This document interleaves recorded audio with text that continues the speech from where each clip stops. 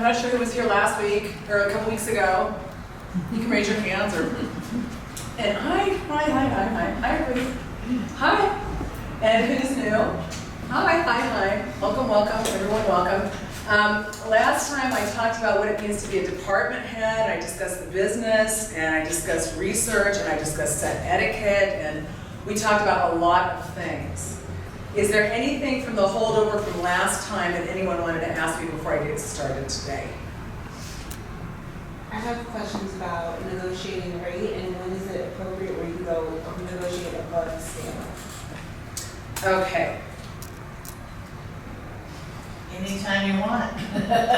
Yeah, I mean, there's a rate, there's a set rate in the union. When you're not in the union, you can negotiate from here to wherever you want to go. That's a completely different world. And my suggestion is to talk to other makeup artists, if you're not in the union, who are in various, unions with agencies, and ask them what they're getting, so that you have an idea of what's fair negotiation, what's not fair negotiation. In our world, in the union world, there's a set pay scale per tiered movie, perhaps. But you can always negotiate above, which I highly suggest, and I'm sure Dee would as well, depending upon the movie, and the project, what's going on, what is required, etc. There's nothing wrong or negative about negotiating. A lot of people like to have agents, so they don't have to deal with the money part. Some people don't have agents and negotiate just fine. It's really a matter of.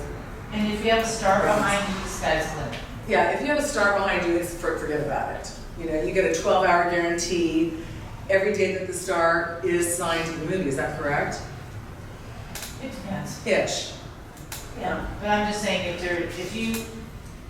if you have a star behind you, you can ask for any amount of money you want, because if they say I'm not doing the movie or I'm not doing the project without her, then don't go crazy. Don't make it so that the production feels like they're being held hostage. But you can find out what the top rate is for anybody else who's in the same boat as you are, and ask for it. All they can do is say no. Exactly. And then you negotiate down a little bit. And if you're doing hair and makeup, you can negotiate even higher for that actor or actress. If you're doing Mahershala Ali and you're doing his hair and his makeup, or Kate Blanchett, or J. Roy Allen, who always does Meryl Streep, who does her hair and her makeup. And there used to be a woman called, what was her name, Ilona? Yeah, Ilona Herman. Ilona Herman did, at the time, Nicolas Cage, and she made a significant amount of money per hour. And that was for the first 8 hours. And then you go to overtime till 10, and then depending upon what's happening, these days it's 14, it used to be 12, double time, etc. Oftentimes a person who's a personal gets a 12-hour guarantee. And if the actor's not working that day, the makeup artist also is always on hold for the days that that actor is assigned to that film. If I'm not because you can't take another job. You can't take another job. If you can't take another job, then they have to pay you for sitting around waiting with your actor, And if your actor only works 2 hours that day, you still get paid 12 hours. You get paid 12 hours? You can't go anywhere else, Especially if you're on location. You're on location. Here's the great thing. You're on location, you get paid your 12 hours, you get paid your per diem, you get paid your kit, you get paid for your car rental, and your lodging. They pay for you to stay there, they give you a car, they give you money to eat on. This is union stuff, but I would imagine this is even non-union. But that's all negotiable too. It's all negotiable. When you get to that point, it depends upon the project. And so when you get to that point, if you have questions, you know how to contact me, for example. You need to contact other people that are doing that particular type of job. It brought me to a point that I found this today and I wanted to show you all because I thought this was kind of really fascinating. A couple of years ago, almost every makeup in town was called for this commercial. It was a Dell commercial with Jeffrey Wright, who's a black actor who was in the Hunger Games, and he's in everything. He's in everything. Jeffrey Wright.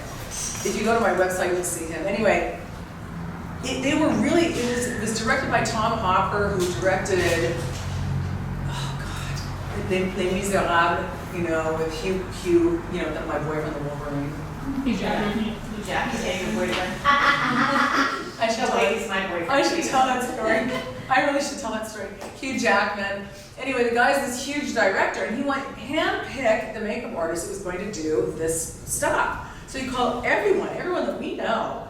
And I literally, he sent me this, you know, they sent all of us, because I talked to other makeup artists eventually. These were the research boards that I did, okay, without getting paid, in order to get this commercial. This is, he wanted to see every kind of makeup. This is all just for one 3-day commercial, okay? Just to give you an idea. It's about fantasy. I had to find all sorts of different looks. He had this kind of girl, and she was sort of dressed like this. And then after I did all of this, I had to go in and do a test. And then I was hired.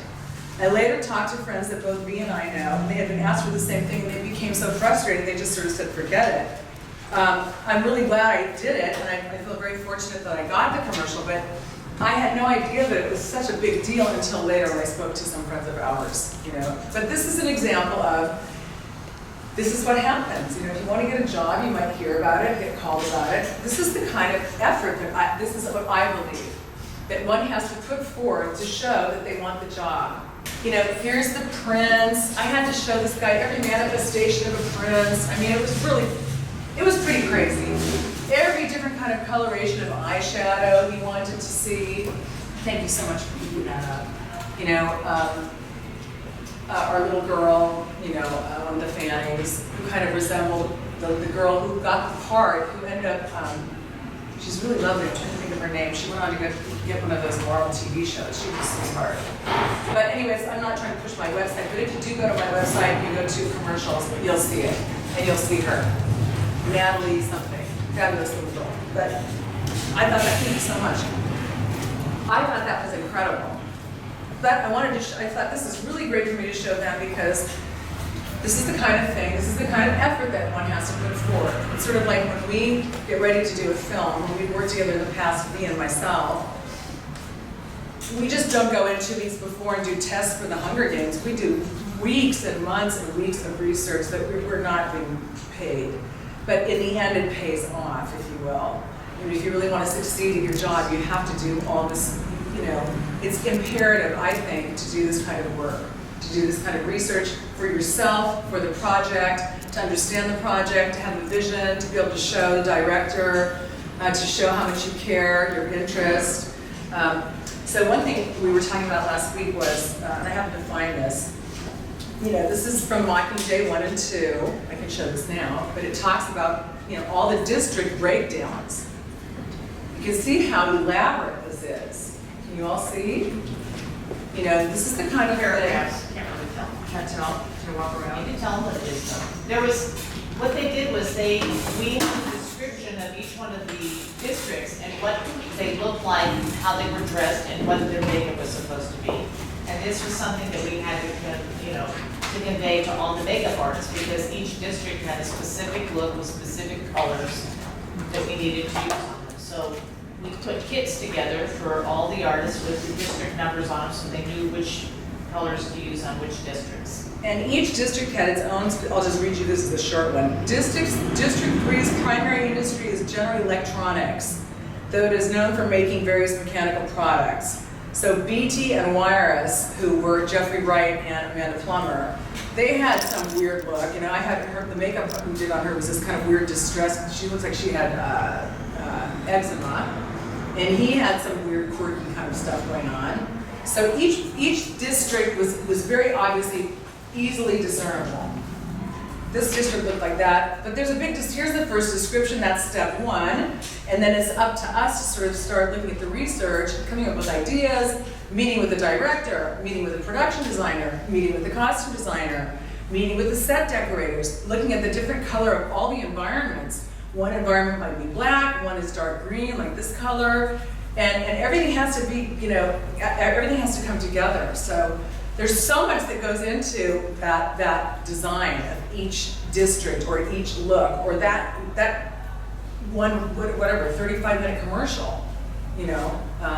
Those of you who are non-union, I'm sure you've worked on various commercials where you have the client and the agent and the client and the agent and then the costumer and the hairdresser and the client goes like this. About to roll, and then the agent says no. And this goes on for an hour. Yeah, You know, really. I mean, it just goes on and on and on, and so that's that business. And the film business is not quite as extreme. I'm just giving you an idea of, this is just, I consider this to be really important, to collect and to look at these things, because if V goes through this, for example, and we're on the movie, and she's talking to Francis Lawrence, and he says, oh, I want that. I love that eye. I want that, that's what I want. Okay, we take this out, we have it, we blow it up, we get different pictures of it, we get different ideas of it. These are the kinds of things that you really need to take the time to do. Okay, is to research and research and research and research. This was for the Capitol. You know, we did those crazy makeups. Obviously, we have all of our own creative ideas, but it does certainly is wonderful to do extensive research and see what else you might want to embellish or add to or create or recreate or show. It's important to show the director, because sometimes the director has got so much going on in his head, and to give him an idea about what we're thinking. Because in the case of the Hunger Games, and I think we will agree with this, the writer was really generous with us. In the whole situation, we really got to create how those people looked. You know? And it was also like, no, we don't, this is what we don't want to see. Please don't do that. Yeah, exactly. It was Like if they see a picture, oh no, take that out, we don't want to see any of that. So it's always helpful, and a lot of times you don't have that in your head. Maybe you're tired. It's like it helps to take pictures, so it kind of gets your creative juices flowing. You know, that's why I made all those Pinterest files for the school, so that you can go through these Pinterest files now and look and get ideas for when you start doing your martial art classes or any of your crazy stuff. There's complete makeups in there, there's creatures, there's sculptures, there's all kinds of cool stuff. So it just gets your juices flowing, because, you know, you guys are, you know, useful. You don't have all this cachet of all these things in your mind that you've seen, or all the movies that we've seen, and all the makeups that we've seen over the years that we've been doing this. So it's really helpful just to see what other people have done. You know, it just makes you think, oh yeah, or you can pull this from there or that from there. You can, you know, it helps, all this reference helps just to build your knowledge in your head for you. Absolutely, and you pull things. I find things that I did 20 years ago. Remember, I don't know who was here last week. I told you I had to make those guys look like 60,000-year-old titans. Those guys from that one movie in Canada. Okay, so what I was going to discuss with you today was doing a period movie, doing a period piece. That's a whole different ball of wax. So I did a movie called The Free State of Jones. There are trauma wounds in this movie, but there's only one scene of trauma wounds, and really the movie is about the story of Matthew and Mahershala Ali. And Matthew went to the Golden Globes, and he had this beard. You know, he had this crazy beard, and he was speaking with an accent from Mississippi of his new character, Nude Knight, for this movie. And I immediately called the director and I said, this is not a movie about injuries. This is a movie about facial hair. And the person who's going to be right next to Matthew almost at all times is Mahershala Ali. And Mahershala does not have a beard, and his facial hair has to look real and perfect at all times, as does everyone else around him, and his hair. So this goes back also to budgeting for a movie. I said, I want someone to call it, the head of casting in New Orleans, which is where we shot it, call right now every single person they're casting and tell them to start growing their facial hair and growing their beards. Otherwise, you're going to spend a fortune on facial hair and beards. And I think I mentioned to some of you last time, there are just only some people who are specialists in facial hair. And again, it doesn't mean that someone's not a good makeup artist. It just means they have not had that experience, or they just didn't spend 3 years laying hair on a film, or what thus and such. So I fought really hard to have the two people that I had with me. One who is and they're both facial hair specialists, one who can ventilate, which means make a piece right in situ, in case something ripped in that humid weather, stuck in the middle of a swamp, in the middle of nowhere, You know, on a film where people don't want to spend a lot of money and you've got to just pull things out of your, grab it out of your hat. Everything about the movie is designed by me. The character of Matthew is done by a makeup artist called Felicity Bowring. And so we discussed it. There were very specific environments. There was one environment with orange clay. There was one environment with yellow clay. There's another swamp with green clay. We had to change the lighting for Mahershala because he was going to look too ash, but there was so much green coming from the swamp. So all of these things had to be considered at all times. At the same time, the actors had to be done on time, mind you, in this heat. Sometimes we were in trailers that were on the edge of a swamp with little alligators snapping around. Huh. True. In any case, in a period film, you see everyone and you see everything, and I don't care who you are, tell me that when you see a movie, you don't notice everything. No one's ignorant in this room, right? And so I was really exigent about saying, so I had to study really profoundly the history of 1862 and 1865 and Mississippi and the differentiation between the states at that time and what was going on. And the most amazing thing about that period of time for us, all of us as makeup and hair people, is it's the only time in American history that every kind of facial hair was worn. When you look at these pictures, you won't believe it. People had goatees, sideburns, beards, you name it, short sideburns, long sideburns, but they didn't have sideburns from 2015. They didn't have anything from 2015. So I would come on the set, and after everyone was filming themselves, and I could see, what's your name? I'm sorry. Alyssa. Alyssa? Yeah. Alyssa, she's got to go. Why? Her sideburns, Then it would be this big argument, and then you have to go. And somebody would have to fix you, or you'd have to really go bye-bye. Not because there was anything wrong with you personally, but one doesn't want to do all of that work. And it would be logical for the producers to not want their film to not succeed because someone's watching a movie and somebody looks like they're from 1994 and the film took place in 1862. And there's also a big difference between 1862 and 1865. So, and I mentioned this last time, the great thing about filmmaking and the film business and the business that we're in is we learn so much. We learn so much about history, about people, about music, about society, about color, when was lipstick created, why, what was happening. We learned so much about this country. I mean, it's just kind of extraordinary. It was like a history lesson on top of it. So facial hair, facial hair, facial hair. Facial hair was a constant battle on this thing. Plus it was like 100% million humidity. So that was pretty intense. And there were injuries. So here's Mahershala. I bet he had a bit of hair at the time, but as you can see, and he's also got sensitive skin, okay? So all of these things have to be taken into consideration. He's African American. Look at the color of his skin. He has to be lit differently than the Caucasian guy standing next to him with all this green around him. All of this stuff. So how do you prepare for these period pieces? As I mentioned last time, if you really want a movie like this, you might do 3 months of research and you won't get paid for it. It will all will out in the end because you will end up getting the biggest movies on the planet. People will know that you've done your homework. They know that you care. They know that you're going to work hard. They know that you're knowledgeable. You bring a lot to the table. You understand what's required. You understand what's going on. You know the history. When you come into a room like that in a production meeting, you're sitting around and you're very quiet, but the time comes around at the table and they ask you a question, and you say, no, I'm sorry, but this hair has to look like this, or it's incorrect. And you show the picture reference and you discuss why. And you also discuss what it's going to entail to lay hair on a black man, and what kind of hair it has to be, and skin sensitivities, and all of these various things. Okay.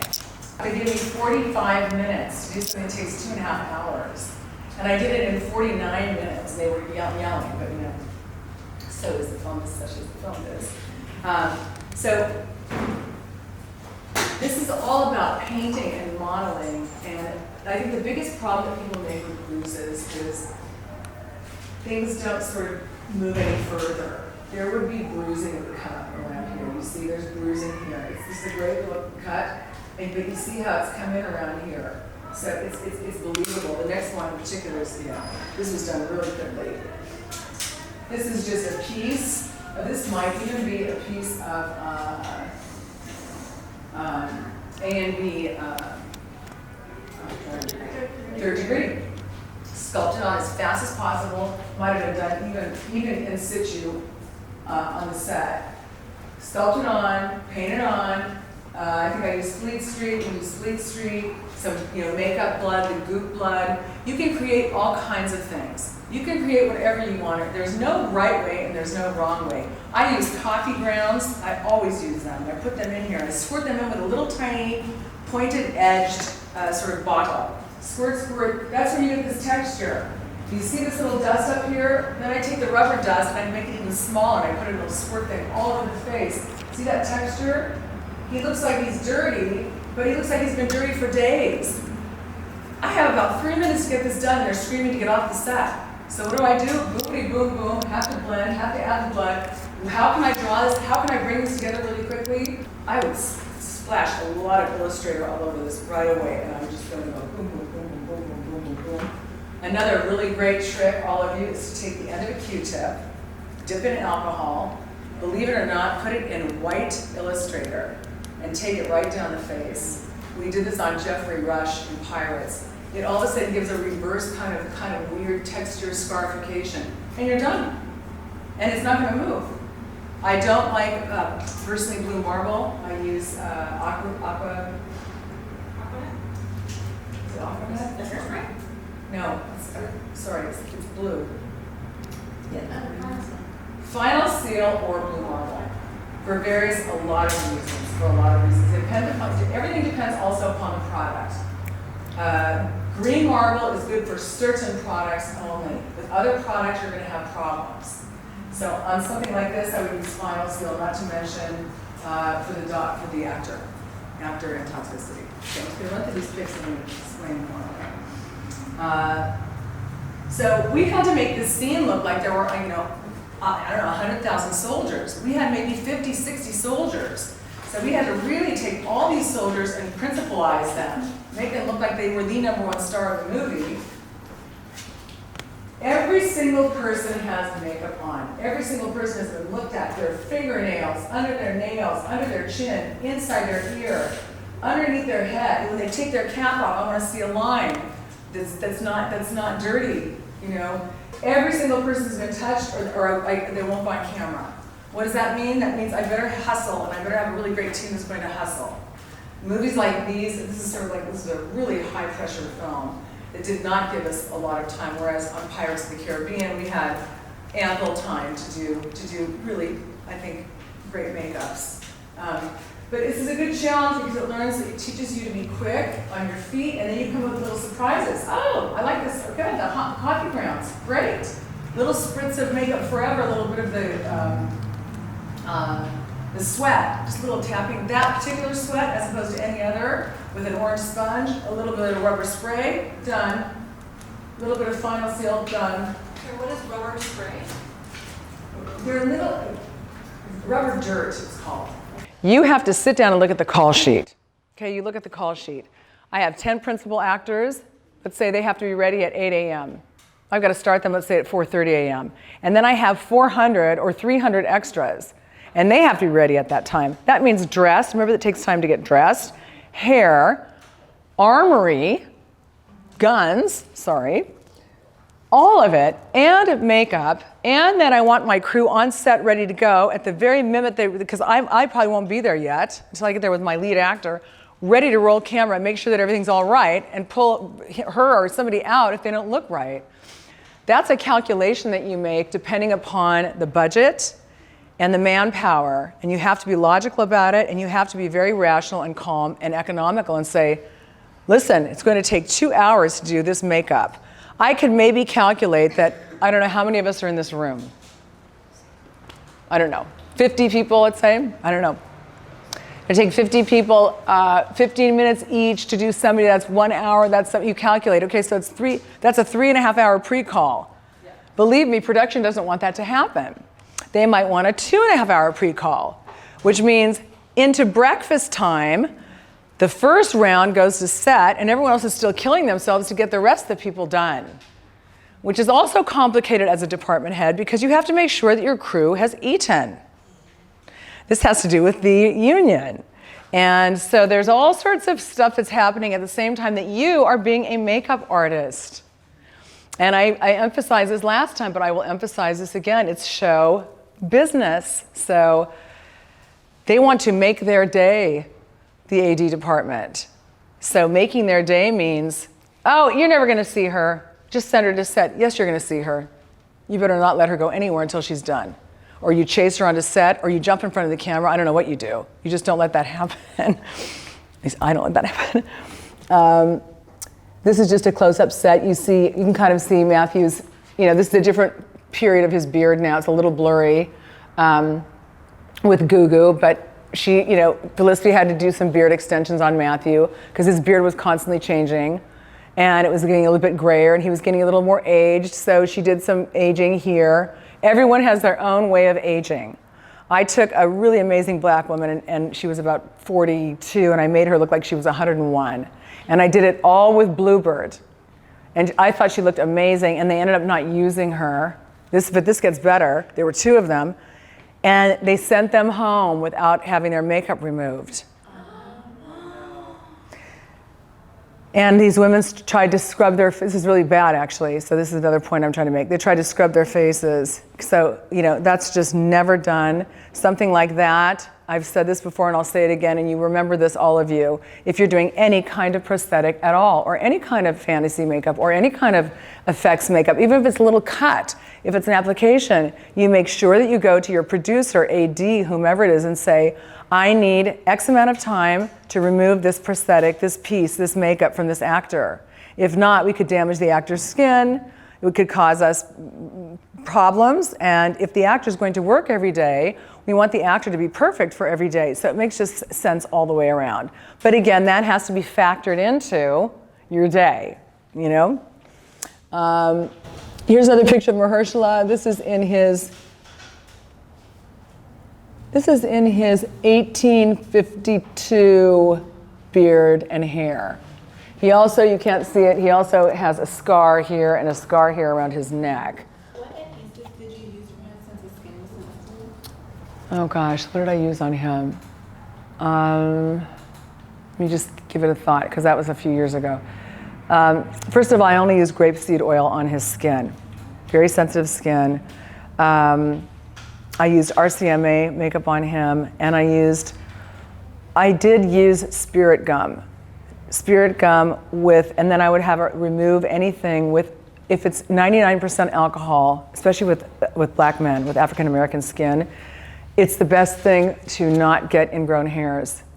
It's what's in every single one of those products, like Tend Skin. It's 99% alcohol.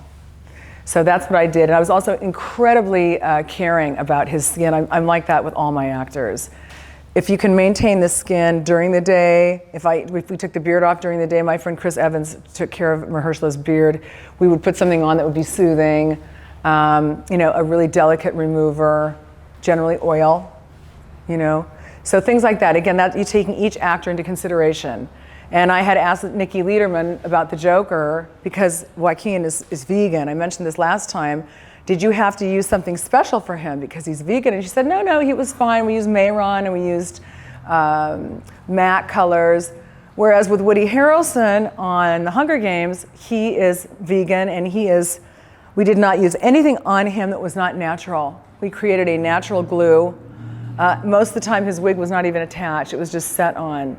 And that's that actor. So again, there are different actors who have different requirements, and those are the kinds of things, as I mentioned last time, that you must discuss with your producer. You must say, listen, Nikoletta there's an actor who has a peanut allergy that V and I worked with, and he can go into full anaphylactic shock if anybody even has touched a peanut and touches something else and gets touched in the trailer. So, people's systems are very sensitive. So it was spirit gum, but it was spirit gum used in a very delicate way. Spirit gum, if it's applied very carefully and you give it one pass and you get it a little sticky, it has to be applied very gently. You let it dry almost, and then you apply a second pass, a very little bit, very sticky, very tacky. Then you take your piece, I use chamois, and you delicately place the piece on. If you're using a piece. If you can hand lay the hair, then I would use Pros-Aid, not Telesis. Pros-Aid, 2. Pros-Aid is white, everyone knows what Pros-Aid is. A lot of skins seem to tolerate Pros-Aid very easily. Very easily, it's great, it lasts all day long. If you can do that, you're gonna have the least amount of trouble, I think, with facial hair, especially in incredible humidity. But again, if you're in a very humid situation, you just kind of account for it. Okay, at a certain point, I'm gonna have to just lift that thing off and clean it and reapply it and give the actor a break. I'll negotiate that around the time that we're all having our 11:15 a.m. snack. Thinking ahead. We, as you know, or perhaps you don't know yet, but you'll soon find out, are always moving and are always on our feet.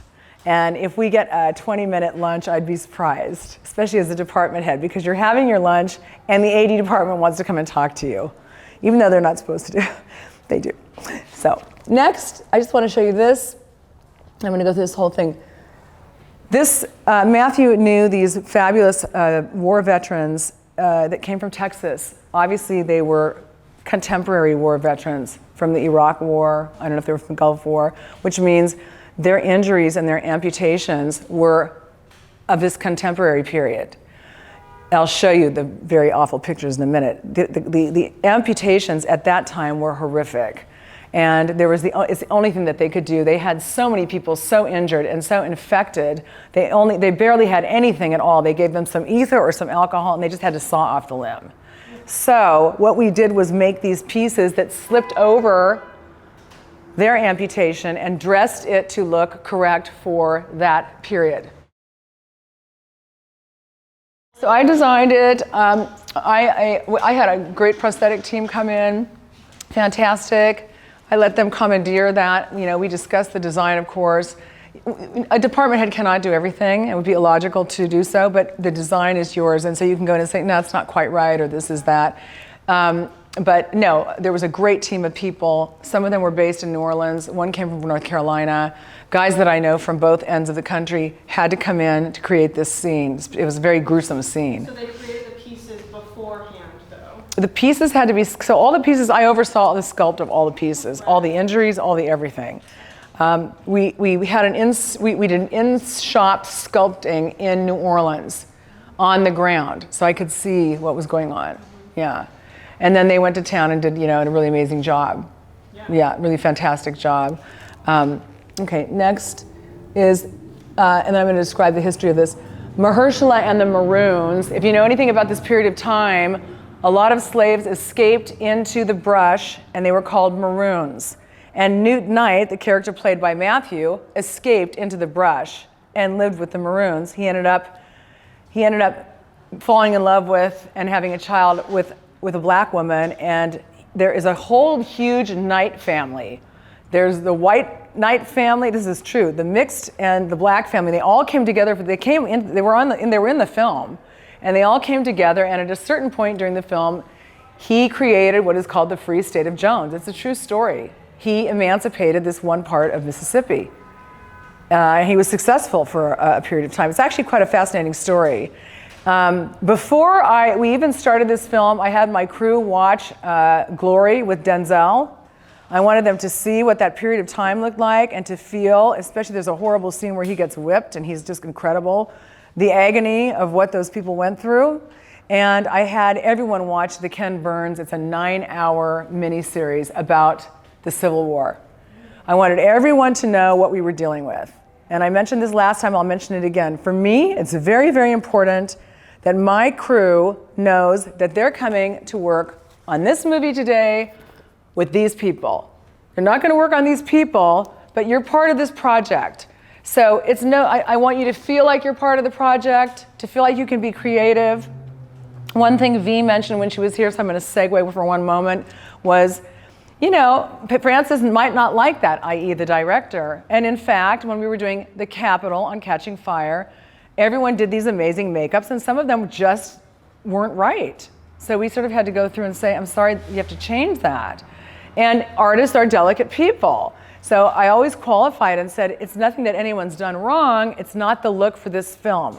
What we want is this. This is a completely different makeup than this person. This person just did a beautiful makeup, but it wasn't like this. This is what the director wants, so guess what? That person has to take the whole makeup off and do it again. And pretty quickly, and stay in a good mood, not take it personally, and understand it's just creativity. Take a great picture of the beautiful job they just did, because we might use it in a different scene, and not personalize it, okay? It's not a personal thing. It's just the way the movie is, and generally this comes from the director. So the director comes to me, if I'm the department, V, and says, I don't like that. I mean, when we did the very first Hunger Games, I think that Effie was tested for 4 days straight. I mean, we did so many, V did so many different makeups, and we were talking about it, and it was finally decided that this was the look. So a lot of times during camera testing is something that happens, unfortunately, not enough days before you start a film. So when we did Spider-Man with Andrew Garfield and Emma Stone, I was doing Dennis Leary's makeup. Dennis Leary was probably the most difficult person for the camera test because he has a lot of freckles, but he had sort of some blue and some red undertones. So it was really difficult to get the right color, the right lighting.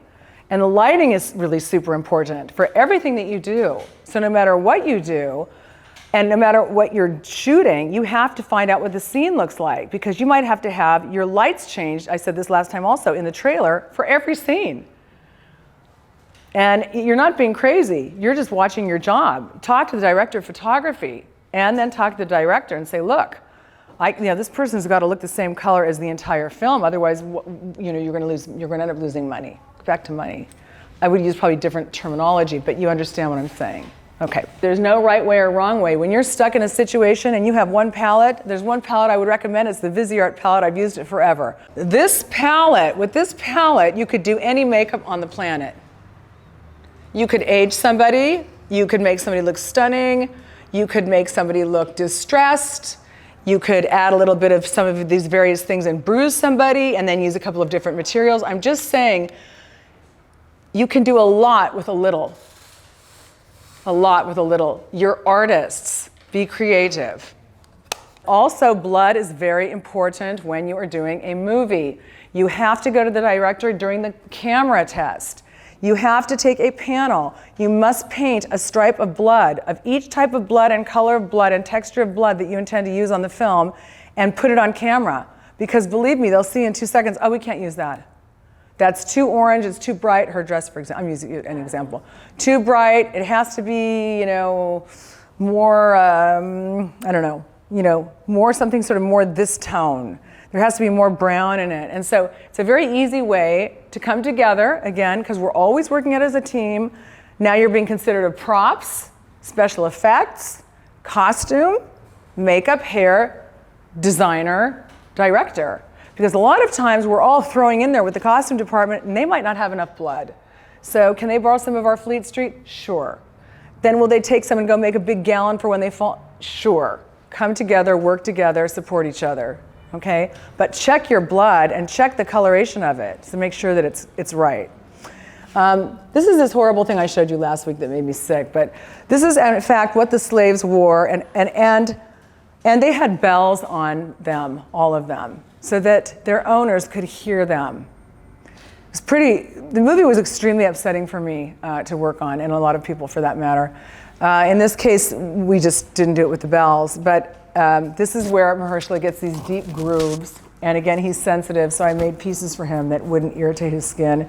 At a certain point, there was one piece that was just not good, so I removed it and I painted it on instead. Well, that's a prop. Right. So it looks like it weighs 25,000 pounds. Prop, a material that resembles real iron, but it wasn't as heavy. This is a great picture. Unfortunately, you can't see the scenery because this is this kind of yellowy, weird color clay that had to be on all the actors and all their hair, in the creases, in their skin. Here's, I mentioned this last week, here's one of the slaves. The slave owners were really atrocious. They would either have like a heart right on the forehead of somebody that said JB. In other words, JB is the slave owner's name. Or like this. I opted to do something like this. It was an HR. I put it on this guy. This guy was really great. He was a background actor who didn't have a speaking role, and he became a principal in a sense because he was always with Mahershala's group. Those group of guys were so wonderful and so fantastic. I couldn't have worked with a better group of people. But you notice his hair. That was correct for that time. When I show you the other research, you won't, you're going to say, what? I spoke about this last week. This is my 45-minute makeup that took 49 minutes. Suddenly they wanted Mahershala to be hanging from a tree with a smashed-in eyeball. Normally Mahershala would have had a piece made for him that is the color of his skin, and the only thing that I had in my stock was a piece from a brilliant makeup artist called Matthew Mungle, and we applied it. And I was working with a makeup artist, Anne Marie Hurley, who's really great, who does ventilating, and we just threw it together, and she had this great idea to use a plastic bag and kind of like a sharp plastic bag and take blood and kind of stick it on this piece. And then they took him to the set, and then they let him sit there for an hour and a half, and we couldn't touch him up. Which actually turned out to be really fabulous because the makeup just looked better and better and better. So this is another great thing sometimes about makeup. If it sits for a while, it gets, the crease, it goes into the creases of the neck, and it just starts to look more and more realistic. So, there are happy accidents. Here's research, ladies and gentlemen. This is the amount of research that I did for this film. These are the Confederate soldiers and all their variations of facial hair. Okay? Not only did I do this research, I had a class in New Orleans with Chris to have everyone come who was going to do the facial hair and practice and practice and practice and practice and practice speed so that when it came time, and we do fittings. So we had everyone come in who were going to be extras, and we fitted them with either a little goatee or whatever it was going to be, or if it was African American, they couldn't grow their hair quickly enough, whatever we needed to do, whoever was going to do the Afro tech. I find this fascinating because if you really look at this, I don't know if you want to pass it around, it's crazy, the different kind of facial hair. It's really crazy. I've never seen anything like it in my life. I was shocked. I was sort of like, there are just so many different, here are long sideburns, short. So we got to have sort of a heyday of creativity, if you will, with this facial hair. Any questions?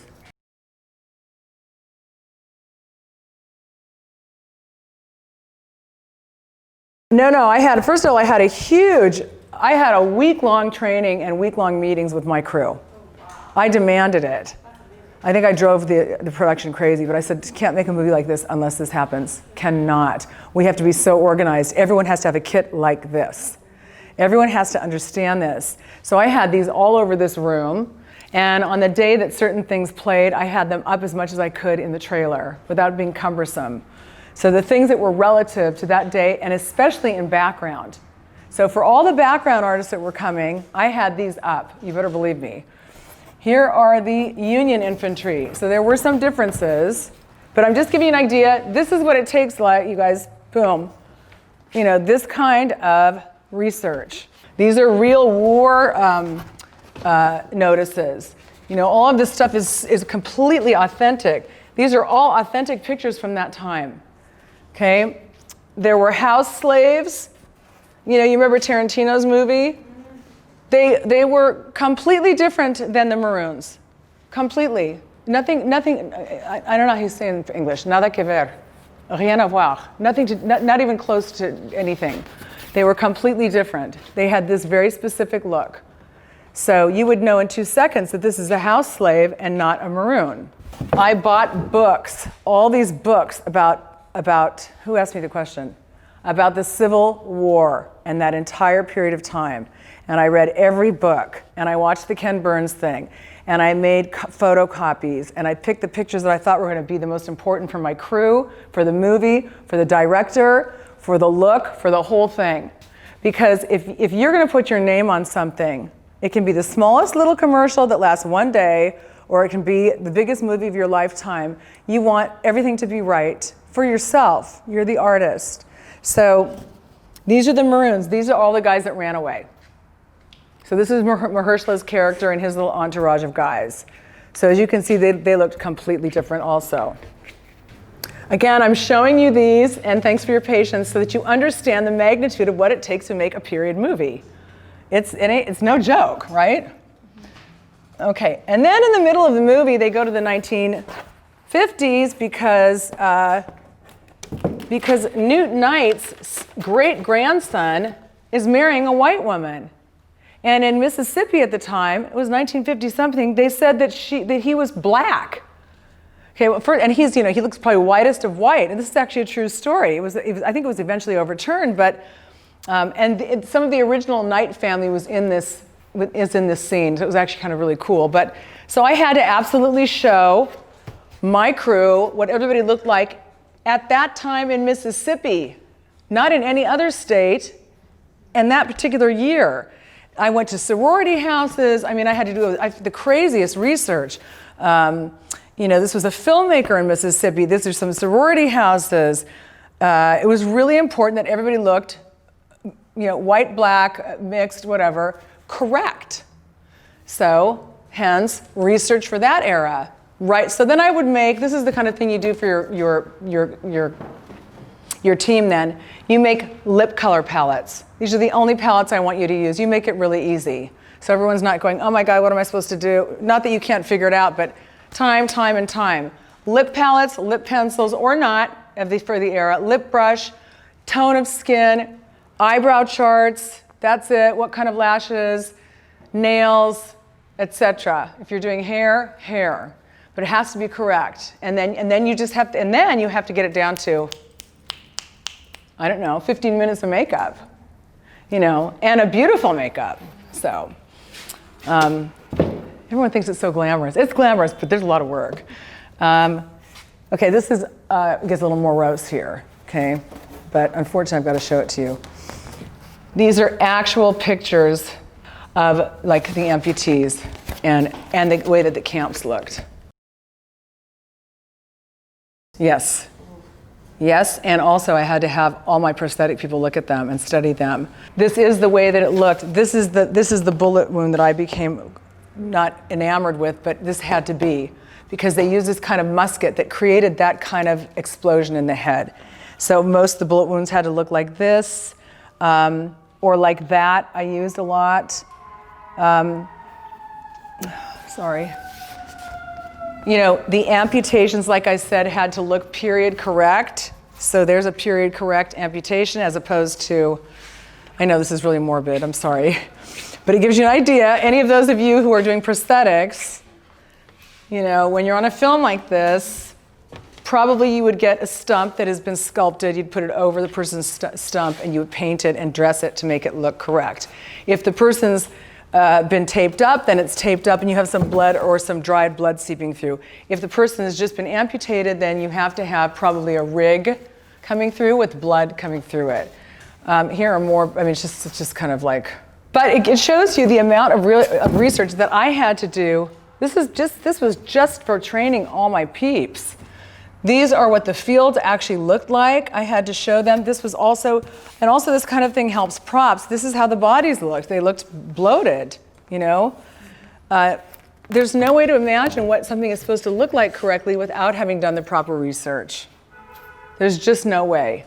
And once you possess the knowledge, then you can say, absolutely, I'm sorry, the stomach has to look like a watermelon. And they'll say no, and you'll say yes, and here's an example of it. Okay, the last but not least of this, then we'll go back to something more pleasant. Here's another one of those bullet wounds, to give you an idea. They look just like that. There's another one. They're muskets. I know, it's just too much. Sorry, but so I kind of did my whole crew a favor by educating them. So they studied this all week long. Like I said, they practiced. We did blood, we did hair, we discussed the film, we broke everything down. We were ready to go. And when the trigger got pulled, we had to go. And it was nonstop from that moment on. It was muddy every day, humid every day.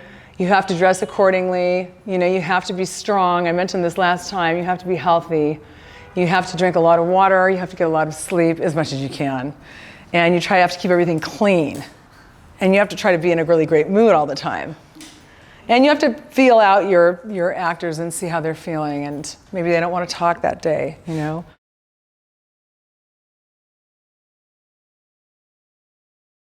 But this is a completely different kind of makeup, which again requires a lot of research.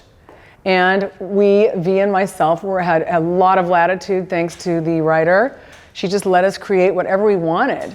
I mean, imagine how great that was. That these books were so popular, and she said, "Oh, you guys just do whatever you want." They happened to love everything that we did, so that was great. Here are the blisters on Jennifer.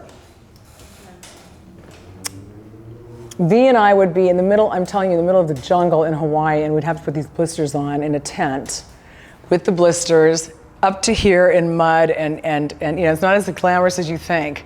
We didn't do it in a trailer. In this case, I did this set of blisters because V had gone to New York for something, and Jennifer had just won the Academy Award, and we were doing the next day. God bless her. She was crawling around in the dirt, and There's Donald. There's Woody. There's Jenna. So this was interesting. All of them had to be covered in blood. The blood was a mixture of not stainable blood.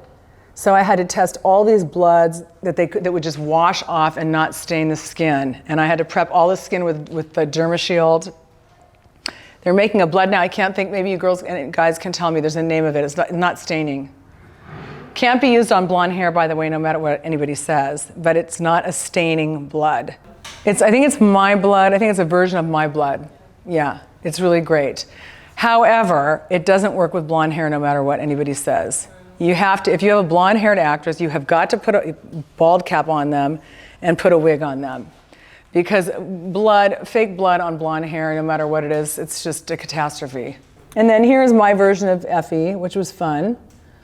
And then Pirates was another creative, character-driven movie. A lot of latitude to do what we wanted to do. That was a fantasy movie, so we weren't following a period of time per se. In Immortals, it was the same thing. It was a fantasy movie. We were not following a period of time. I've shown you this before.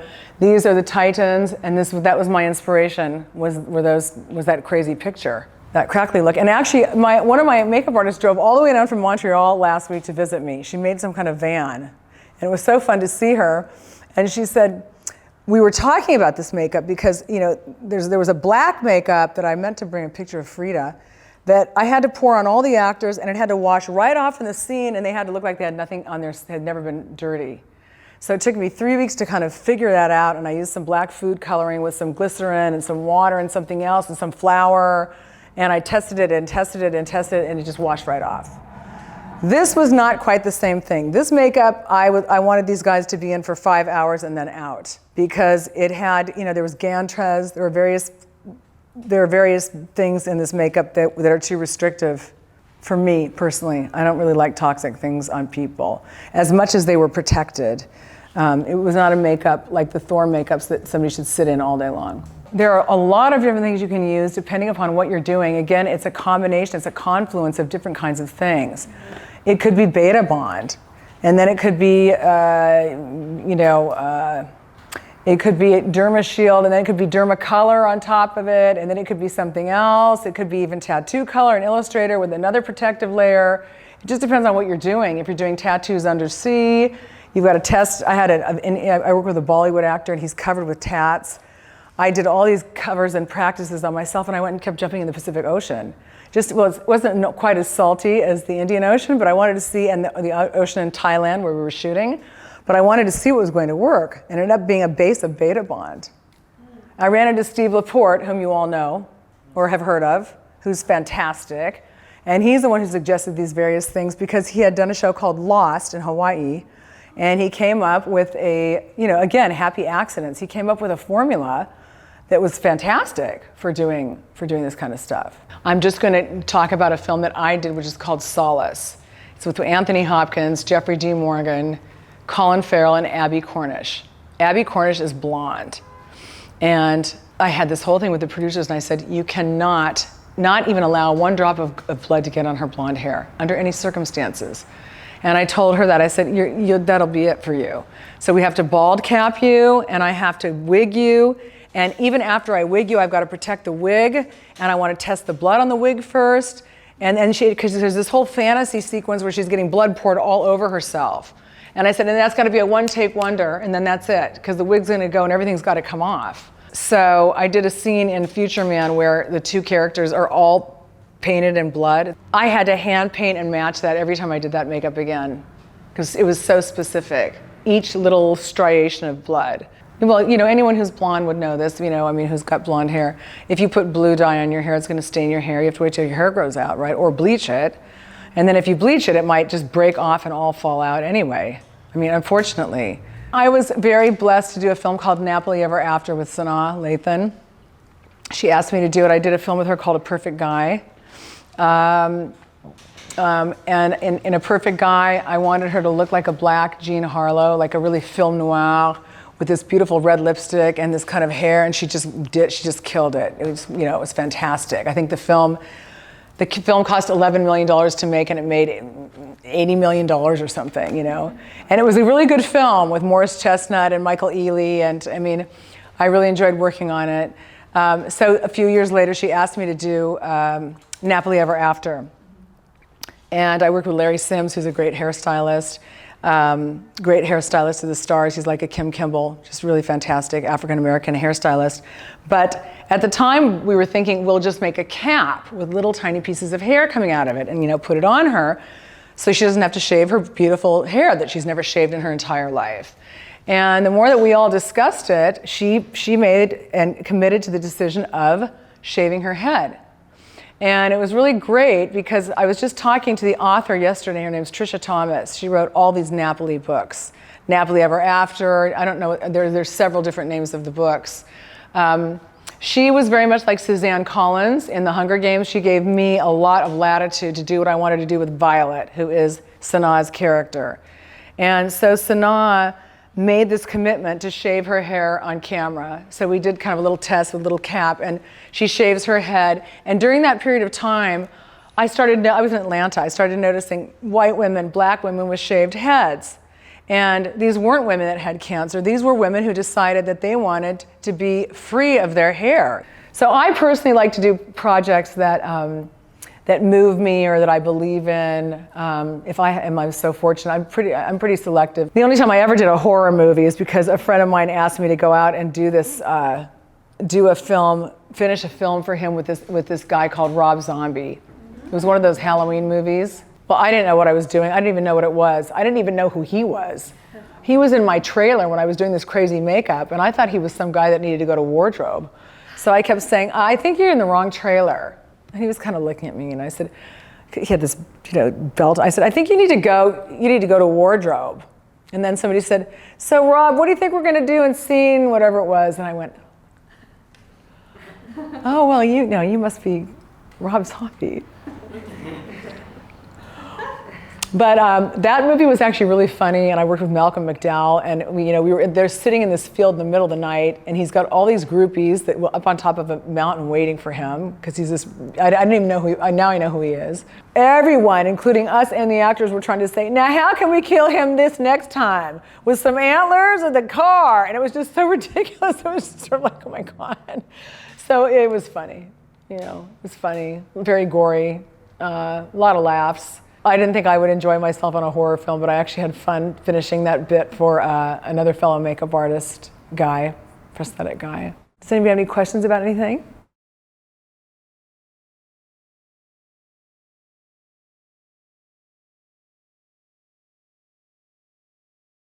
Yes. Yes, I would share everything, but I have to get my own stuff together, especially for wounds and things like that. The costume is very important, and I would also, of course, talk to the costume designer, make sure everything is right on point.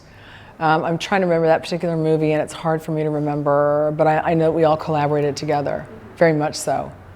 Yeah, very much so, because in a movie like that, where things are moving so quickly, maybe somebody from the costume department wasn't able to be there in that moment, and they called me and they said, Nick, can you put some blood on that thing? Okay, do you mind, is it okay? Or can you, the hair person, can you pour some blood on, dark hair? Okay, is that okay? Okay, rather than, but yes, there's always a mutual collaboration. Hunger Games, I would go almost every day to the costume department and look and see what was going on and what was going to be worn and how and why, and what was the texture and what was the level of dirt that Frances wanted. And then you have to watch the continuity throughout the entire movie, At one point in one of the Mockingjays, They were really dirty and then they were suddenly really clean. We realized there had to be a bridge between that. And that happens when everyone's busy working. That's why I said it's not just the script supervisor's job or the hair, the costume department. It's our job to keep track of the continuity. And notice, oh, she has 2 earrings, even though it's not our department, and her hair's behind her ear. Make sure her hair's behind her ear for the next scene. And her glasses are on, and his glasses, and he's still holding his pen like that. Because people will notice all of those details. So when you put the dirt, you do only makeup, only face and body, and costume designer do clothing, and hair department does. Well, that gets tricky too. I think we have to work all together as a group. Because when everyone's standing outside and they're standing in a row, this can get a little complicated. And again, you've got to just keep your cool and make sure you're communicating with people, because I know that on one particular movie, my makeup artist did all this beautiful work and the costume department started blasting everybody with Fuller's Earth, which is a really powerful, not acceptable, actually toxic form of powder these days. And it just destroyed the makeups. And so we had to take the Fuller's Earth down, and I went and had an amicable conversation, and I just said, we have to try to really do this together, or we'll come and put, you can buy these masks that you put around here so that everything kind of matches. But if the clothing is really super heavy and the makeup is not, it's not going to work either. So this is a very good question, by the way. This goes back to communication and discussion and clarity right from the top of the day, so that everyone's on the same page. And you usually, as the department head, you go to the costume designer and the director and the production designer. You have a meeting, and then you make sure that everyone knows what's happening, so nobody's feathers get ruffled, somebody doesn't get mad, they don't think you're trying to tell them how to do their job.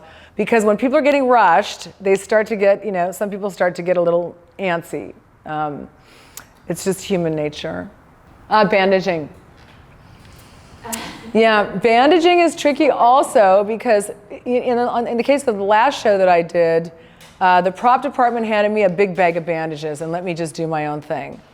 And I had their blessing, because it was just too specific. I had to put these wounds on, I had to cover these tattoos, I had to put a tattoo on, I had to put another tattoo on, and if something got moved, it was going to be a nightmare. So they were actually really great with me, and they let me and my team take that and put that on and add blood.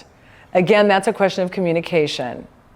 I don't think everyone needs to be so completely territorial. On the other hand, I have to say, don't come and squirt blood all over my lead actor's face. So there has to be communication. And generally there is, but those incidents do occur, they do. And they usually occur when everyone's in a hurry, and they're trying to get people through, and they've got people standing outside, and they're spraying them, right, or doing something to them. We had this happen on the Hunger Games in district, I can look in the book, I think it was the coal mining district. They were getting everyone really super dirty, and then, sort of V and I went out and said, this has to be more modified, it has to be a little bit more subtle. There has to be variations of it. Because it's like the gradations I showed you on that guy's face. It's more realistic, it's more believable. If you just throw black paint on someone, it's not exactly the look. Unless they just came out of the coal mine, but even then I have reference pictures, just striations of dirt really deep in the pores of their skin. You would see it in the pores of their skin. And don't kid yourself that if you do a really great makeup, which I'm sure you all will always do on everyone that you do, the director might walk past and say, I love that person. Put that person right here next to Tom Cruise. Put that person right here, and then boom, that person gets a speaking line. And then their whole life changes. Because why? Because they look so fantastic. Is that how you got your first job as a department head? My first job as a department head. Well, I was a department head on all of my non-union stuff, that's for sure. My first job as a union department head may have been, I'm trying to think, it could have been on a show called Arliss, that Julie Socash, who's now our union president, was my second, and Angela Moss, my friend, was having her baby. So I came in and took over, and Sandra Oh was the lead actress, and we had a lot of fun. That was a really fun show. Yeah, that might have been it. I really have to look at my IMDb. Do you have an agent? I think I told you this last time. Never had an agent. I've never had an agent my entire career, and I never had a website, and I was never on Facebook or any of it. When I did Pirates of the Caribbean, I made an agreement with the lead actress. We would never, ever, ever go on Facebook. And then when I did Immortals, I made an agreement with the lead actress. We would never, ever, ever go on Facebook. And then when I was on The Hunger Games, my actors told me I was an idiot and put me on Instagram. And then at the end of 2017, or the end of 2018, people started calling me and saying, you know, there are people that are taking credit for your work. You better put up a website.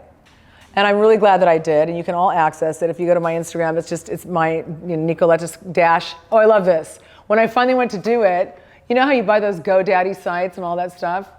When I finally did it, was ready to do it, 2 weeks had lapsed from NikolettaSkarlatos.com. And so this guy called and he said, well, you can have your name, but I own it now. So you can pay me $26,000 for your name. And I said, I don't think so. So it's Nikoletta-Skarlatos.com. Now the guy's contacting me and saying, you can have your name back for $4,000. And I said, I have my name. Nobody can have my name but myself. You fool. I highly recommend, and I said it to you all last time, make yourselves a website. Don't be concerned if you have 3 pictures on it. Put your best work up. Write down who you are, what you're passionate about, you know. Don't worry about not having 5. Don't put 10 pictures up, 7 of which are bad. Actually, if you go to my website, I don't have 500 million pictures up. I could probably add a few, but I think I have the important pictures of the variation of my work. And I struggled over that for the longest time. I was sort of like, oh God, you know, prosthetics, you know, special effects, women's editorial, men's editorial, women character, men character. And so I finally broke it down into the categories that I thought were appropriate. And if you look at my resume, my resume is modeled after really the resume that Leslie Allison and V and that agency uses. So it's quite clear, and it kind of talks about each thing. And if I was nominated for an award or won anything, that's highlighted. It's clarity. Did I ever have an agent? No. I recently got an agent in Paris. We haven't done anything together yet, but I'm in Paris a lot. And so I said to her, maybe if something comes up, we could collaborate. I would consider that for sure. Having an agent doesn't really ever get anybody any work. Everyone will tell you this, but they will certainly negotiate for you. I think that I have gotten my work, I've told you this, through other makeup artists, through the Production Weekly, through producers, through some weird twist of fate, some weird serendipitous thing that happens, life, just drops something in your lap. Someone calls you up, but a lot of time it's your peers, it's your makeup friends. I can't do this job today, can you go fill in for me? Why? Because they trust you. They know you're not gonna try to steal their actor. They know you're gonna go in and say, listen, I'm here today to do Nicole Kidman. I'm just gonna do exactly what you want me to do, and that's the end of it. For example, I did Frida Pinto for something, and she has very specific skin, and she called me up herself and she said, because there was another makeup artist doing her, and she said, did you tell that makeup artist everything she should use on my face?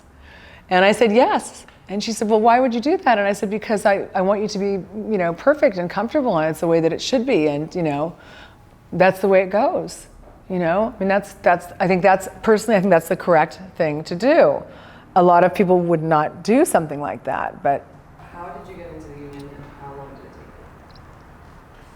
you? A friend of mine told me to go to an interview with a producer, a director, a producer, a UPM, a couple of other people, and the director was also the actor, was also the producer. But they didn't tell me who that was. And they already had their department head. And I said, I don't want to go, I don't want to go. And they said, you need to go because the movie's going to flip and then you'll get in the union. I don't want to be in the union. Yes, you need to get in the union. So I went to this interview, and the interview was for a movie called The Brave, and the director, producer, actor was Johnny Depp. And his department head was the great John Caglione Jr., who's an extraordinary makeup artist, who inherited me on that film because the director was picking the second makeup artist. And John Caglione, I mentioned last time, but I'll mention again, won an Academy Award at age 29 for Al Pacino in Batman. And he was nominated for an Academy Award for Heath Ledger. I learned everything about prosthetics from him. He's a master makeup artist. And I mentioned this last time and I'll mention it again. When you want to learn, you go to the best and ask them. Tell them you'll do whatever, you shine their shoes. And so you can watch them. So that's how I got into the union. That happened immediately. That's one way of getting in the union. Yeah. Movies flip. Yeah. Another question from the live stream. What do directors look for when choosing their makeup artists? What do directors look for when choosing their makeup artists? I think an even-tempered person. I think somebody who is knowledgeable, somebody certainly who is talented, organized, well-presented, well-spoken, a good listener, and somebody who has ideas. So if you hear about a film and you want to go and interview for it, you should already know something about the film. Not be a Mr. or Miss Know-It-All, but certainly be familiar with it or with the actors. Do your research, even if you bring it up or you don't bring it up, just so you're familiar with what you're dealing with. But I think the directors look for talent and a good disposition. Because you can be the most talented person on earth, but if you're really difficult to get along with or just too dogmatic or something, it doesn't make for a harmonious environment. We all have, filmmaking is really intense. There are 250 people on a set every day running around doing their thing. And everyone, on a great set, everyone has a great old time and gets their job done and works really hard. But somebody who's, I would say, very respectful. Yeah. Which of your projects would you feel like you've put the most research into? Oh God. And was it worth it? Well, okay. Certainly a ton of, you don't see it here because that's a whole other bat channel.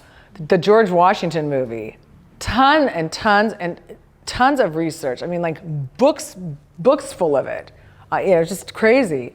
This movie, most certainly, you're just seeing a little bit of it. There are books of it here on the table. I didn't really show you this, and I'm not going to go crazy, but I'm just going to show you, principal actors, who they were, what they looked like at first, what then I had to do with them, who they were. Here are my charts. It shows you what I did, what kind of scarification I did, what I used. These are all tests. Sorry, you can't see all this, you guys. I can walk around with it. These are all tests that needed to be approved. Gugu has these scars on her back. I had to do camera tests with them. So there's a lot of that. And this whole book is a makeup design and all the makeup design for the movie. So actually, let me just find you something really quickly. Mahershala's character in this film was called Moses.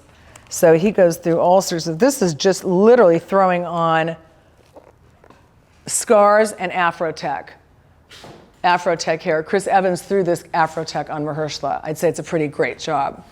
And I put the scars on him, I designed it, did his makeup, did the right makeup color for the screen test.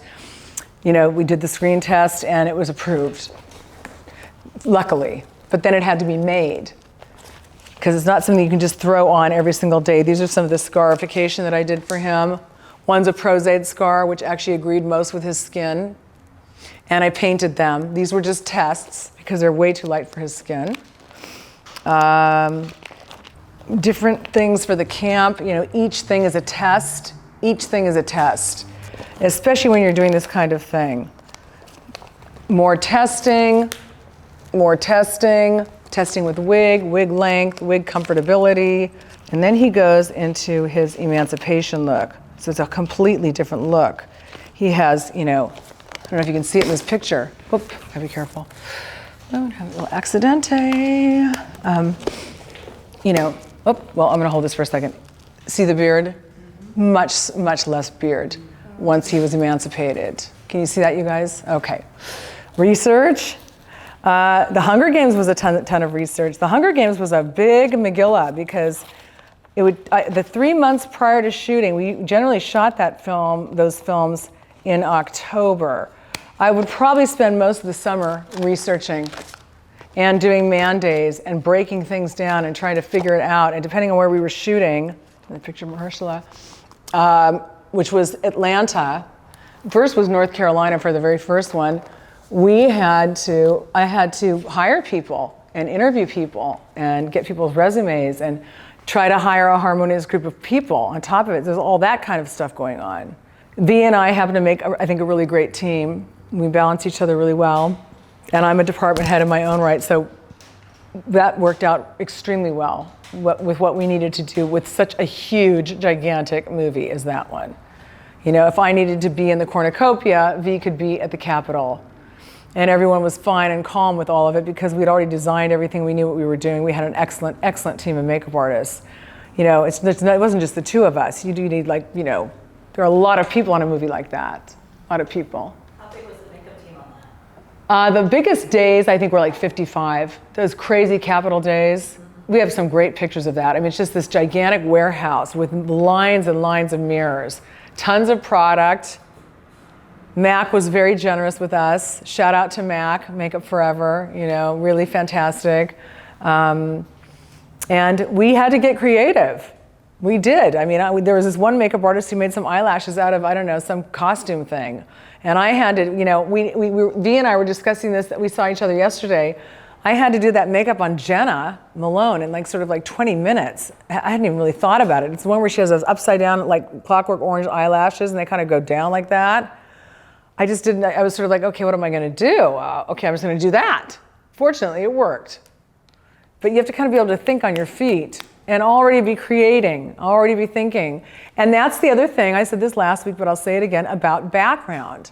Background is a great place to be, everybody. And we were discussing this yesterday also. Why? Because you see what other people are doing, you watch how other people work, you learn things from other people, you can check out other people's things, and you do your own thing, and also there's a time frame. And then you sort of learn to work with a group of people. And maybe you kind of find out who your people are, if you will. You know, the kind of people that you like to work with. How many prep days you got for the For which one? Hunger Games? And also, usually how many days you ask for production from small project or like big project like Hunger Games?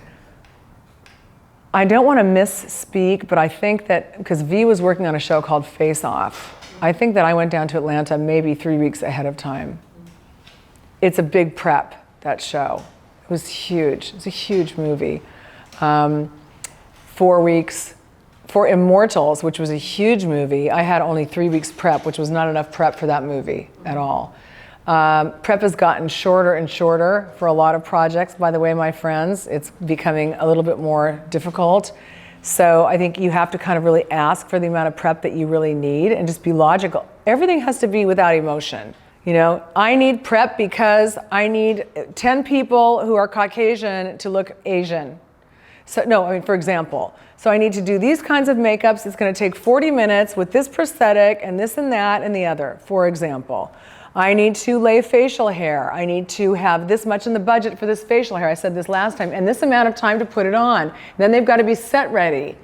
And I also said this last time, but I'm going to repeat it again. When you're on the set, you don't talk, you keep your eyes open, you become friendly with the camera operator and the lighting person, you make sure that your actors are lit properly, and you jump in and out with last looks before anybody tells you to do anything.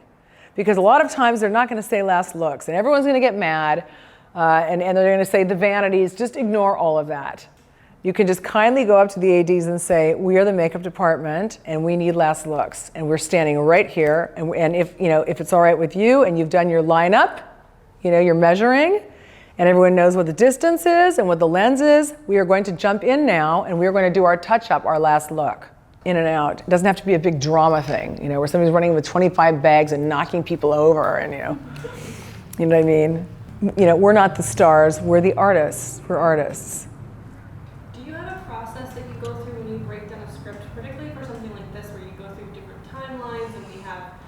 years and stuff like that, how, I mean, obviously, I'm sure that just you answering my question is not really gonna cover it. So that, to like summarize, do you have some like tips or techniques for how to do that? Okay, first of all, you have to read that script about 4 times. You really have to focus on the script. And then you have to understand how many, this is something that you have to do, which the script supervisor will do, but usually they do it a week after you need it. You need to do a day and night breakdown. Like when did this beard happen? How long does this beard last? How many days does it play? How many days long is the movie? Maybe the movie actually takes place in 8 days, for example. Okay, for the first 3 days, this person looks like this. Then when do they make the transition? So whatever kind of movie it is, you need to know what the day and night transition is. It's complicated, you know? It's not just, oh, I read a script, the script is great, and I want to do the movie, and I can't wait to do the makeup. That's all great and fine and well, but there are these other elements that you're expected to know. You're expected to know them. So in answer to your question, it depends upon the piece, the movie, but you need to know that script just backwards and forwards, honestly, so that you can, because it will always, always help you. It will never hinder you. When you're on a set, I was recently on a project, and everyone was saying something differently, and I said, no, that's not correct. It's this scene, this day, this time, this makeup. Here it is. I'll go get it. But that's, I mean, because I had to know. I had to know because I had to order a certain number of prosthetics, because I had a budget, because I was responsible. And I'm not saying I was right, but I was right, you know? I mean, I don't mean like I'm this know-it-all. I'm just saying it was correct. It was correct. That's a job, and your crew should know it also, you know? You have to have a really tight crew of really good people, and you have to be able to work together as a team. And I mentioned this last time as well. When you step off the set as the department head, the person who is your second is your standing and acting department head. They have to watch the DIT, they have to watch the monitor, they have to watch the scenes at all times. It's not a social hour. You know, nobody yapping on their phones, none of that stuff. I don't like people sitting around in clumps under their chairs. You know, it's a job, you know. I'm not saying you can't have fun, but there was a really sweet girl here last week, and she was saying, well, they get mad at me if I'm standing up, and then they get mad at me if I'm sitting down. So I stand up until they tell me to sit down. I know that the climates have changed on movie sets, and I feel that it's really important that people receive a proper education about what it means to be a makeup artist in this industry and a hairstylist. And I was really lucky. I've been really lucky because I went after the best, and I watched the best, and I learned from the best, and I watched how things go in background. And, you know, people are getting jobs that they're not quite ready for, and so they haven't learned all these steps. And I think it's important to really educate yourself so that when things get crunched, because they're getting crunched now, particularly in television. Television, you're doing a great show, it's full of prosthetics and beauty and all these things, and right in the middle of the first week, you, the department head, are handed the next episode. So you're meant to watch your actors while you break down the next episode, and you order all the stuff you need for the next episode, which is gonna shoot 9 days from now. It's a little crazy, it's a little intense. It's actually quite intense, television these days. You know, it's becoming more and more, it depends on the project. Yeah. I don't know if I really answered your question. I know, I was like, it's kind of a tricky question to Yeah. just like generally answer, I guess, but I think that's something that I have had the most difficulty like learning. I think, you know a lot of techniques and you know how to like apply them in the moment, but the preparation for like all of this that you're talking about that goes into the breakdown, and so you have the continuity. Like I'm about to work on a project that spans 6 years, so we Right. see these multiple Right. looks and all of this. Right. Like I'm struggling with how to go about that so that I'm organized with it, and so that I do know the continuity for each day to night, and this is Right. 6 months later, 3 years later. Right. Well, don't make yourself crazy. First of all, determine how many days long is the movie. Okay, and if it's 6 years long, determine how many years is the first, are the, like, I don't know what years, what years is it? 2005, 2011. Okay, so how long is 2005? Is it 1/3 of the movie? Is it? Well, that's the other problem with it is that it's a lot of flashbacks. You like see this a lot of back and forth. It's not a completely linear story. No, of course it's not. They never are. There are very few people that shoot from beginning to end. That's a really great challenge for you. That's a great lesson for everyone in this room to know, which is you be ready for those flashbacks. Because if you have to change the makeup dramatically, you have to tell your ADs that you're going to need X amount of time. So if they start with some crazy flashback where the guy's he's beaten up, and then all of a sudden he's clean, and then he's beaten up again, you need to go to the AD department very nicely and say, I don't think we're going to make our day because we're on this budget amount of time, and I only get to have 2 people on set with me today. So I think you should start with him clean, and then he can be beaten up. You know, it doesn't always happen that way, but you certainly try to logically explain that. But what you need to do in a situation like that is figure out how many days you have flashbacks and what that person looks like. Do you need a beard? Do you need prosthetics? What do you need for that flashback? Make sure you're covered. Don't ever not have enough of what you need to do your show, even if you run up against a lot of obstacle. Just say, I need this. I will need to have this on hand. This is going to save us X amount of dollars. If I don't have this on hand and I've got to suddenly order this, it's going to cost you X amount of dollars more.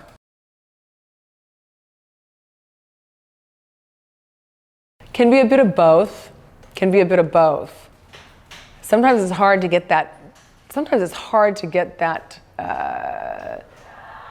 that dollar amount out of said person. For example, you have money for expendables. You have money per episode. You have money for prosthetics. You have money for the build. You have money for the dirt. I don't know. Everything gets broken down. I think that one has to be very persevere and get the answers on those, and then come back with, I can't do it for $60,000 for the prosthetics. It's absolutely impossible. And that's after you have done your research and gone and talked to the top prosthetic guys that you like to use, and the least expensive to the most expensive, and you sort of balance what really makes the most sense, because you do not want to compromise the work. If you're a really great makeup artist, you can create a prosthetic in situ and then 2 minutes later do a Vogue cover magazine, and they're lucky if they have you, and I hope that they recognize it. But nevertheless, all of that costs money. And V brought up something in the beginning before she left, which was when you're personal, you are sort of with this person. Well, that person might only like to wear, I'm just thinking of one actress in general. She only wears La Prairie makeup. And La Prairie makeup, I know, is extremely expensive. I want to say it's $300 a jar or something, is it not? Mm-hmm. Yeah. It's just some crazy amount of money. I think it is the most expensive, no? Mm-hmm. $350, it's that creamy, yeah. You know what I'm talking about. Mm-hmm. That's it, that's all she's going to use. You better believe that they're going to pay for that. So where are they going to pull that money, It's fascinating. The business is fascinating. Producers do not like ever to accrue meal penalties. This is a big sticking point with producers. So you have to, it's your responsibility to make sure that your people get their breakfast for a sit-down 1/2 hour out of the trailer, which almost never happens, and everyone sacrifices, but that's why we have a union. And just try to allocate time properly, because everyone needs to be nourished and everyone needs to, take a minute. We're not robots, right? Kit fees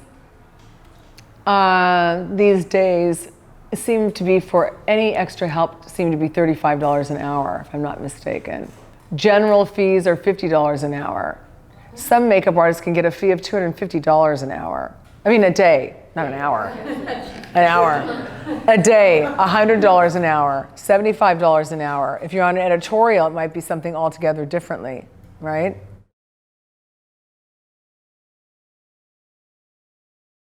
Well, you have your kit. So you have certain things that already belong to you. You should have a day kit and a day playing kit, for example. But when you're on a show, as the department head, you have a budget. Hopefully you work with the department head, if you're not the department head, who shares some of those products with you. And especially if a vendor likes to send products because they want you to try them. And vendors can be very generous sometimes and send a lot of products, which is great. But those are two separate things. The kit fee is one thing, you're bringing your kit, and the budget is another. Two completely separate things. All right, well, thank you so much, Nikoletta, for being with us. Thank you guys.